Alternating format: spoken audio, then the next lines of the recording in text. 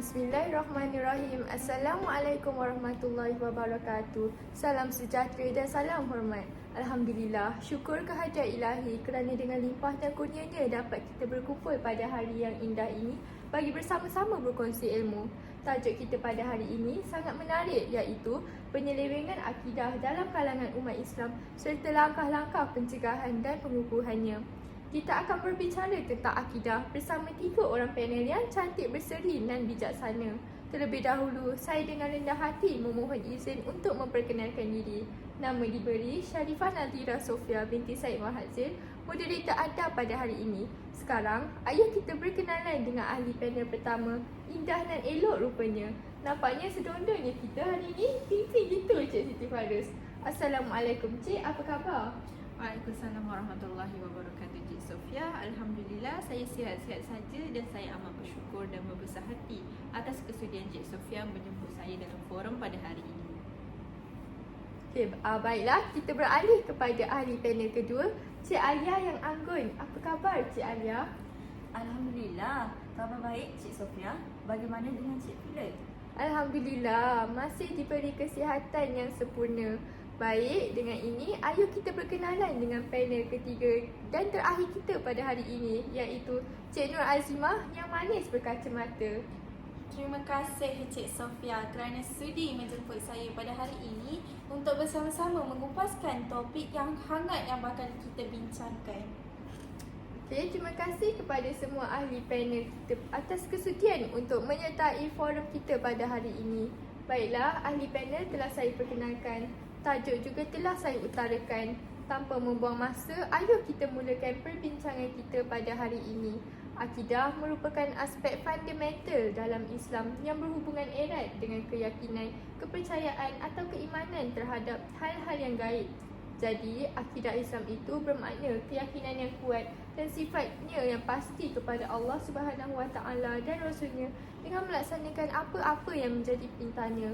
Percaya dan yakin kepada hal-hal yang bersifat gaib seperti percaya kepada malaikat-malaikat Allah, hari akhirat, qada dan qadar, takdir baik maupun buruk dan hukum hakam agama maupun ketaatan kepadanya, serta meneladani Rasulullah SAW sebagai contoh ikutan yang terbaik bagi seluruh umat. Dan di Malaysia, seperti yang kita tahu, umat Islam di negara kita ini berpegang dengan ajaran akidah ahli sunnah wal jamaah. Jadi Cik Fairuz, boleh Cik beri pencerahan sedikit tentang akidah ahli sunnah wal jamaah ini? Okey, baiklah Cik Sofia. Di mana akidah ahli sunnah wal jamaah merupakan pegangan yang dominan di kalangan masyarakat Islam hampir di seluruh dunia, khususnya di rantau Asia Tenggara, termasuk negara kita Malaysia. Definisi ahli sunnah wal jamaah ialah kumpulan majoriti umat Islam yang berpegang teguh pada Al-Quran dan Al-Sunnah, menerusi para sahabat dan tabi'in serta tabi'in dalam prinsip akidah, syariat dan akhlak. Akidah ini turut dikenali sebagai As-Salafus Soleh, Ahlul Hadis dan Al-Asyairah. Pegangan ini mula dijadikan pegangan rasmi di Malaysia pada 5 Mei 1996 berdasarkan keputusan para mufti, Jawatan Kuasa Fatwa Majlis Kebangsaan dan Jawatan Kuasa Fatwa seluruh Malaysia dalam satu persidangan muzakarah khas Jawatan Kuasa Fatwa Majlis Kebangsaan bagi hal ehwal agama Islam Malaysia. Berdasarkan satu hadis riwayat At-Tirmizi daripada Abdullah bin Amr radhiyallahu anhu bahawa Rasulullah sallallahu alaihi wasallam bersabda, sesungguhnya telah berpecah Bani Israel kepada 72 kelompok, manakala umatku akan berpecah kepada 73 kelompok, di mana kesemuanya akan ke neraka kecuali satu kelompok. Mereka bertanya, siapakah mereka itu wahai Rasulullah? Baginda menjawab, mereka adalah golongan yang berpegang kepada ajaranku dan para sahabatku. Berdasarkan hadis ini, para ulama membuat kesimpulan bahawa maksud mereka yang mengikuti sunnah Rasulullah dan para sahabat ialah golongan ahli sunnah wal jamaah. Akidah ini disifatkan sebagai ajaran yang betul, lurus, selamat dan jelas, serta juga tiada kekeliruan di dalamnya.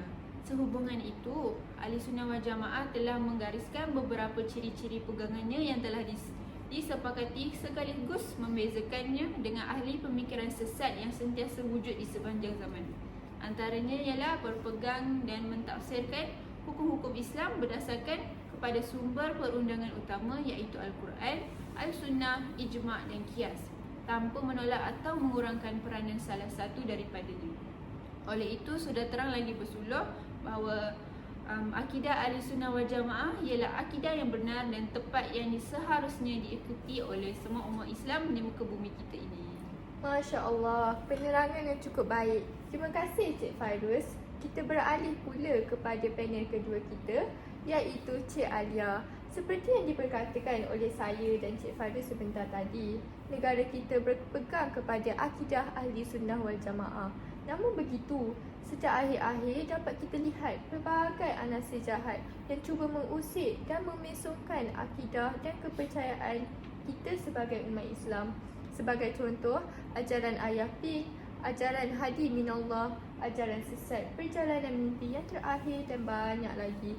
Mereka ini telah berjaya mengumpul dan memesongkan akidah ramai pengikut yang terpercaya dan tipu dengan tipu helah mereka. Oleh itu, jadi Cik Alia, boleh saya tahu pada pendapat Cik Alia, apakah punca wujudnya ajaran-ajaran sesat ini di negara kita? Terima kasih Cik Sofia di atas soalan yang diajukan kepada saya sebentar tadi. Pada pendapat saya, punca wujudnya ajaran-ajaran ini adalah kerana sesetengah umat Islam tidak mengambil sumber yang benar daripada Al-Quran dan As-Sunnah. Kelemahan diri sendiri kerana tidak mempunyai akidah yang benar akibat tidak merujuk kepada sumber Al-Quran dan As-Sunnah yang benar. Pengetahuan yang cetek dan kejahilan tentang sumber-sumber utama ajaran Islam yang sebenar telah mendorong seseorang individu itu mempelajari agama Islam melalui sumber yang tidak tetap sehingga membuat kesimpulan dan kefahaman yang salah tentang Islam. Allah berfirman surah Al-An'am ayat 153. Bismillahirrahmanirrahim. Wa anna hadza sirati mustaqiman fattabi'uhu wa la tattabi'us subula fatafarraqa bikum an sabilihi dzalika wasaqum bihi la'allakum tattaqun. Bagi terjemahannya, sungguh inilah jalanku yang lurus, maka ikutilah. Jangan kamu ikuti jalan-jalan yang lain sehingga mencerai beraikanmu dari jalannya. Demikian itu, dia perintahkan kepadamu agar kamu bertakwa. Mereka ini juga mudah terpengaruh dengan golongan syaitan yang menyesatkan mereka dari jalan yang benar. Kepercayaan mereka terhadap unsur mistik dan perkara gaib menyebabkan syaitan mempengaruhi naluri manusia, terutamanya bagi yang terlanjur melakukan dosa atau maksiat tetapi mahu bertaubat dengan jalan yang ringkas, mudah dan cepat, shortcut and recover. Akhirnya mereka berkawan dengan syaitan dan syaitan berjaya menyesatkan mereka dari jalan yang benar sedang mereka merasakan mereka sudah berada di jalan yang betul. Saya bersetuju dengan Cik Alia. Cik Azimah, selain daripada itu, pada pendapat Cik, apakah faktor lain yang menyumbang kepada kewujudan fahaman sesat di negara kita ini? Terima kasih Cik Sofia kerana telah mengajukan soalan tersebut kepada saya. Baiklah, pertama sekali saya amat bersetuju dengan penerangan yang diajukan oleh panel kedua kita iaitu Cik Alia sebentar tadi. Namun, pada perspektif saya, faktor lain yang menyumbang kepada kewujudannya fahaman sesat adalah kegairahan mencari kelebihan ilmu-ilmu Islam. Apabila kegairahan itu sudah melampau, sudah tidak terkawal, seseorang itu mudah tertipu dan mudah percaya dengan ajaran-ajaran yang disangkakan menarik yang dikeluarkan oleh ketua mereka. Mereka terus hanyut dengan ajaran yang menyalahi akidah Islam yang sebenarnya kerana mereka selalu ditipu dengan alasan bahawa ajaran yang disampaikan adalah ilmu yang dimiliki oleh rasul-rasul dan wali-wali yang telah dirahsiakan oleh rasul-rasul dan wali-wali kepada orang ramai. Hal ini menyebabkan orang yang terpengaruh dengan ajaran sesat ini berpendapat bahawa ajaran sesat begitu bernilai sekali, sedangkan ajaran Islam tidak berharga kerana boleh dimiliki oleh sesiapa sahaja. Saya ingin mengulang sekali lagi bahawa orang yang terlalu gairah mencari kelebihan ilmu-ilmu Islam ini sudah tertipu oleh ajaran sesat yang menyebabkan mereka merasa bahawa ajaran sesat merupakan ajaran yang betul. kerana ianya lebih berharga disebabkan ilmu yang disampaikan adalah ilmu yang dimiliki oleh rasul-rasul dan wali-wali, namun dirasakan kepada orang ramai. Mereka rasa ajaran sesat itu istimewa. Selain itu, poin kedua saya adalah terpengaruh dengan tipu helah daya jin dan manusia, kerana keinginan dunia merupakan faktor yang menyumbang kepada kewujudan fahaman sesat ini juga. Apabila manusia mempunyai pegangan Islam yang lemah, mereka akan mula mengikut logik, akal dan apa yang bersesuaian dengan selera mereka. Sekiranya golongan yang mempunyai tekanan perasaan, masalah kehidupan tidak berbalik kepada ajaran agama Islam terutama yang sebenar, mereka akan terpengaruh dengan individu yang salah yang menyebabkan mereka yakin guru itu dijadikan tempat bergantung dan sebagainya. Seseorang yang dianggap guru yang keramat atau mempunyai keistimewaan tertentu kerana bersahabat dengan jin yang menyesatkan dipuja dan dipercayai boleh menyelesaikan semua masalah yang dihadapinya. Allah berfirman dalam surah Al-Fussilat ayat ke-25, A'udzubillahi minasyaitonirrajim. وَقَيَّدْنَا لَهُمْ قُرَنَاءَ فَزَيَّنَ لَهُم مَا بَيْنَ أَيْدِيهِمْ وَمَا خَلْفَهُمْ وَحَقَّ عَلَيْهِمُ الْقَوْلُ فِي أُمَمٍ قَدْ خَلَتْ مِنْ قَبْلِهِمْ مِنَ الْجِنِّ وَالْإِنسِ إِنَّهُمْ كَانُوا خَاسِرِينَ. Yang bermaksud, dan kami tetapkan teman-teman yang menjadi mereka memandang bagus apa yang ada di hadapan dan di belakang mereka, dan tetaplah atas mereka keputusan azab pada umat-umat yang terdahulu sebelum mereka dari jin dan manusia. Sesungguhnya mereka adalah orang-orang yang rugi. Hujah yang benar, Cik Azimah. Idea tersebut telah membuka minda saya. Baiklah, kita telah mendengar penerangan tentang akidah ahli sunnah wal jamaah ini. Kita juga telah mendalami faktor-faktor kewujudan akidah yang sesat dalam kalangan umat Islam. Setelah kita kenal pasti faktor ini, saya kira alangkah baiknya jika kita dapat mewujudkan langkah pencegahan supaya ajaran sesat ini tidak berleluasa dalam kalangan umat Islam. Untuk itu, saya ingin memberi ruang dan peluang kepada Cik Fairuz terlebih dahulu untuk berkongsi idea dan inisiatif yang boleh kita ambil sebagai langkah pencegahan. Silakan Cik Fairuz. Okey, baiklah, terima kasih Cik Sofia. Okey, daripada pengetahuan saya terdapat 3 jenis langkah pencegahan mengikuti agama kita iaitu Islam, antaranya dari segi lisan, perbuatan dan juga hati. Jadi saya akan memberikan penjelasan tentang dari segi lisan, di mana jika kita mahu betul-betul menjadi seorang umat Islam yang baik, pertama sekali kita perlulah memastikan iman kita cukup kuat. Kita harus mengamalkan zikir pada setiap masa dengan pastikan bibir kita basah dengan menyebut nama suci Allah. Selain itu juga membiasakan diri membaca Al-Quran pada setiap hari, dan jika boleh setiap kali habis saja solat fardu tu, ambillah kitab suci tersebut dan baca 2 muka surat. Sesungguhnya hadis riwayat At-Tirmizi menyebutkan barang siapa yang membaca 1 huruf dari kitab Al-Quran, kitab Allah, maka baginya 1 kebaikan, dan juga 1 kebaikan itu dilipat gandakan dengan 10 pahala. Aku tidak mengatakan alif lam mim adalah 1 huruf, akan tetapi alif 1 huruf, lam 1 huruf dan mim 1 huruf. Tak kisahlah kita ni sesibuk mana pun, pastikan hari kita tu ada juga kita membaca kitab suci Al-Quran. Tetapi yang paling penting sekali, setiap kali kita lakukan ibadah ini perlu ikhlas dari hati dan buat kerana Allah Subhanahu Wa Taala.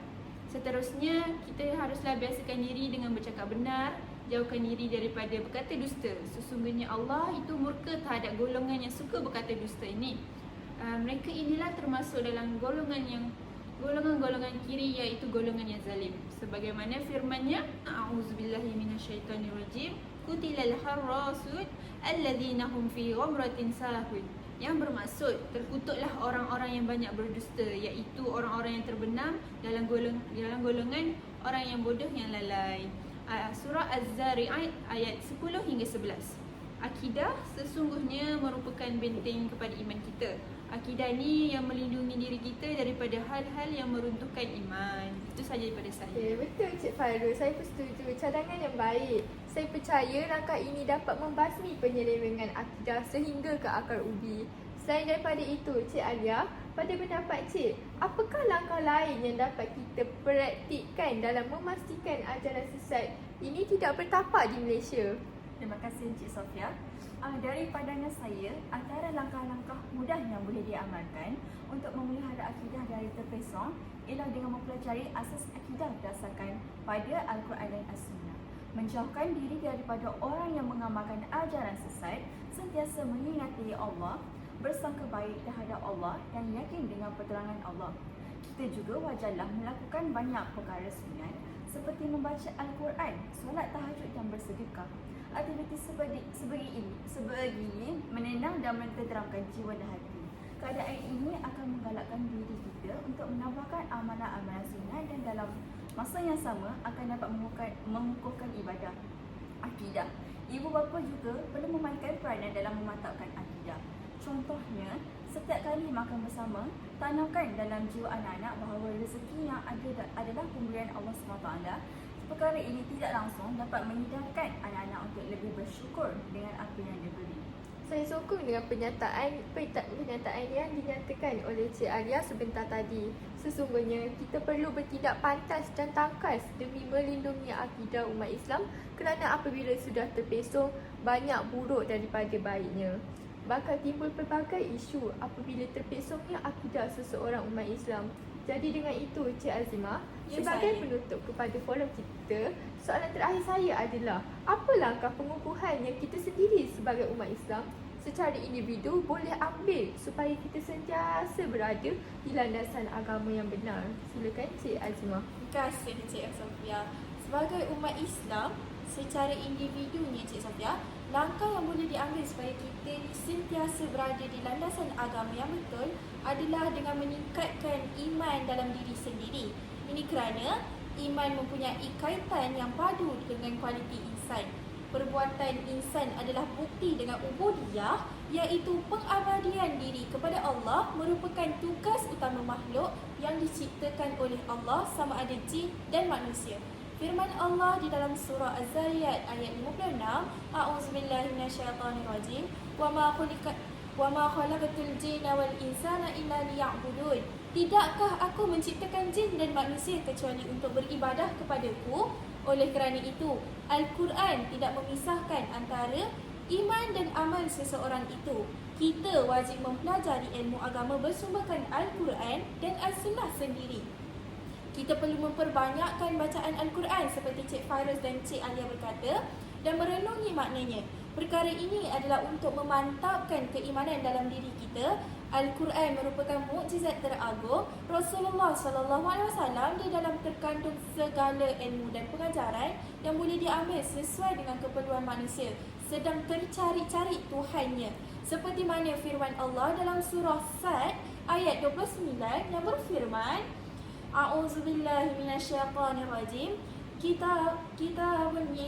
Kitabun anzalnahu ilaika mubarakun liyadabbaru ayatihi wa la yatazakkaru ulul albab. Yang bermaksud, Al-Quran sebuah kitab yang kami turunkan kepadamu dan umatmu wahai Muhammad. Kitab yang banyak faedah dan manfaatnya untuk mereka memahami dan teliti kandungan ayat-ayatnya. Dan untuk orang-orang yang berakal, sempurna beringat, mengambil iktibar.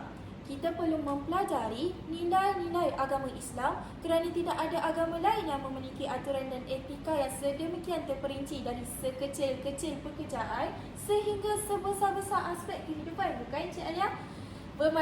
Pemalitan akidah perlu digembelengkan melalui ilmu-ilmu para sarjana dan ulama yang berpegang teguh kepada disiplin ilmu yang berkaitan dengan akidah seseorang. Melalui konsep iman, tunggak kekuatan seseorang Muslim akan teguh berupaya melaksanakan tintah perintah Allah, meninggalkan segala larangan dengan cekal hati, mampu menghindari belenggu kejahilan dan penyelewengan. Melalui iman juga, manusia akan terselamat daripada sebarang ancaman sama ada yang datang dari luar maupun runtuhan hawa nafsu yang muncul dari dalam diri. Selain itu, perbuatan dalam menuntut ilmu dalam proses pembelajaran yang berterusan dapat memantapkan keimanan dan keyakinan terhadap pencipta. Akhir sekali adalah beradab dalam pergaulan seperti adab yang ditentukan dalam agama yang merangkumi akidah, syarikat dan akhlak. Masya sahaja, Cik Allah, Sofia. Masya Allah. Saya setuju benar dengan apa yang diperkatakan oleh Cik Azimah sebentar tadi. Kesimpulan yang dapat saya buat adalah syaitan sentiasa mencari jalan untuk menyesatkan umat Muhammad. Jika kita tidak dapat menanam kejahatan dalam diri kita, maka syaitan akan cuba menghasut kita untuk merasakan kitalah yang terbaik, kitalah yang paling bertakwa di antara seluruh umat Islam. Maka dengan itu, berhati-hatilah kita dalam melaksanakan setiap ibadah, dalam menuntut setiap ilmu. Kita janganlah terlalu taksub dengan sesuatu ajaran, dengan sesuatu ilmu. Ingatlah, ilmu perlu dicari, taksub jangan sesekali. Kita sebagai umat Islam perlu ada kesedaran kendiri untuk melindungi dan mengukuhkan pegangan akidah kita supaya tidak terpesong. Baiklah, dengan berakhirnya hujah Cik Azimah, maka berakhir sudahlah forum kita pada hari ini. Terima kasih yang tidak terhingga kepada semua ahli panel yang sudi meluangkan masa untuk berkongsi ilmu dan idea-idea bernas mereka. Harapan saya, semoga kita semua sentiasa berada dalam lindungan Allah Subhanahu Wa Taala dan sentiasa menjadi orang-orang yang terpilih untuk menerima hidayahnya supaya menjadi umat Islam yang lebih baik. Semoga kita semua terlindung daripada sebarang fahaman sesat yang boleh memesongkan akidah kita dan menyebabkan iman terbatal. Akhirul kalam, saya memohon ampun dan maaf di atas segala kekurangan diri sepanjang menjadi moderator pada hari ini. Sesungguhnya yang baik datangnya daripada Allah Subhanahu Wa Taala dan yang buruk itu datangnya daripada saya sendiri. Sekian, terima kasih. Assalamualaikum warahmatullahi wabarakatuh. Waalaikumsalam. Terima kasih Cik Sofia. Terima kasih, Cik Sofia. Terima kasih.